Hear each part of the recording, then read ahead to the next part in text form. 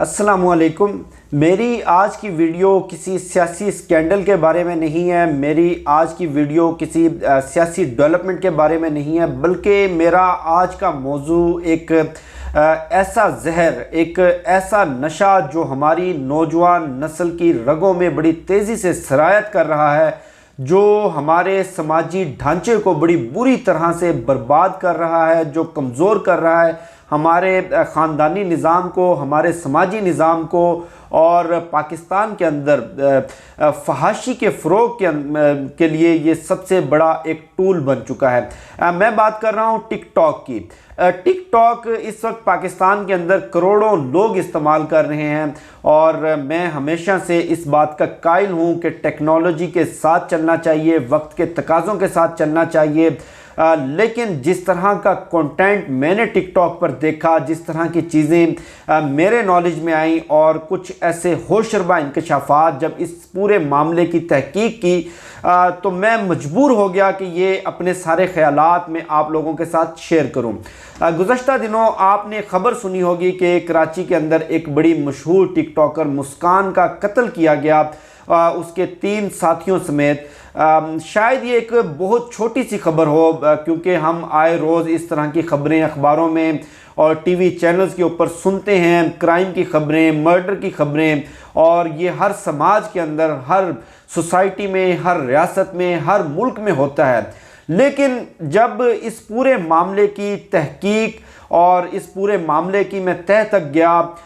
उस मर्डर के, उस केस के जो तफ्तीशी अफसरान थे उनसे बात हुई, और जो अब तक की मालूमात सामने आई हैं, जो इंकशाफात सामने आए हैं, वो बड़े होशरबा हैं। अब आप ये इंकशाफात सुनकर ख़ुद अंदाज़ा करें कि किस तरह हमारी नौजवान नस्ल को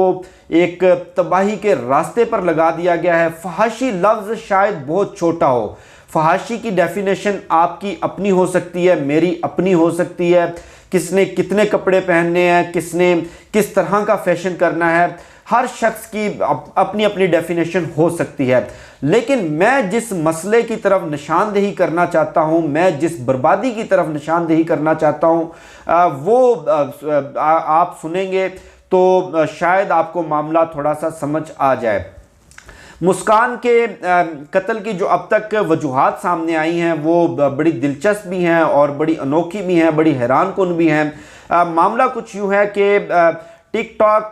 मुस्कान की एक दोस्त सवेरा,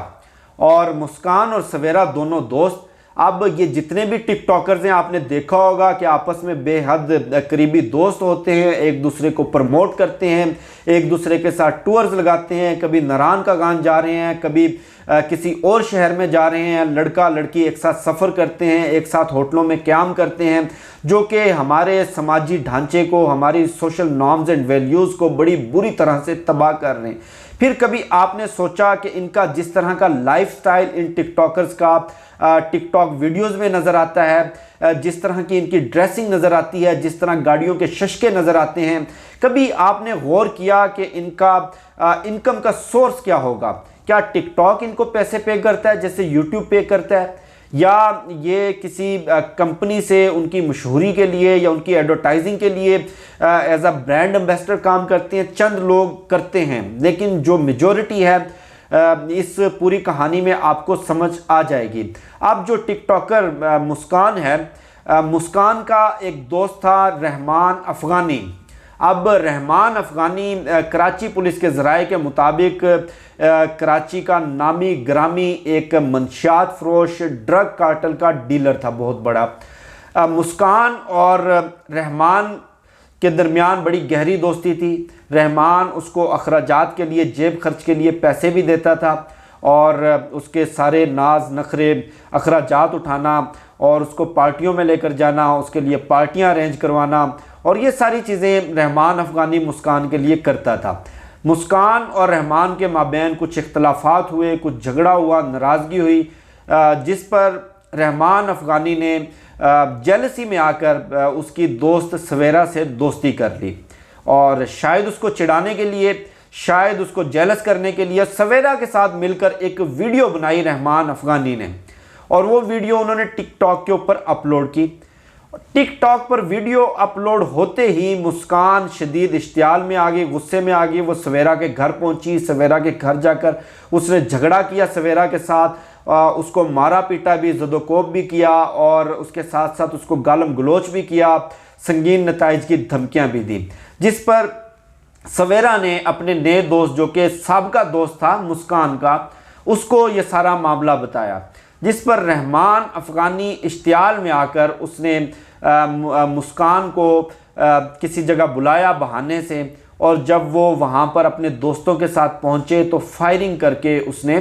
4 लोगों को कत्ल कर दिया। पुलिस की अब तक की जो तफ्तीश है, जो फोरेंसिक एविडेंस जो उन्होंने जियो फेंसिंग की है, उसके मुताबिक रहमान अफ़गानी कत्ल के वक्त वहाँ पर मौजूद था और वो इन दोनों से राब्ते में भी था। अब इस पूरी कहानी के अंदर एक बड़ा अहम और अनोखा मोड़ सामने आता है।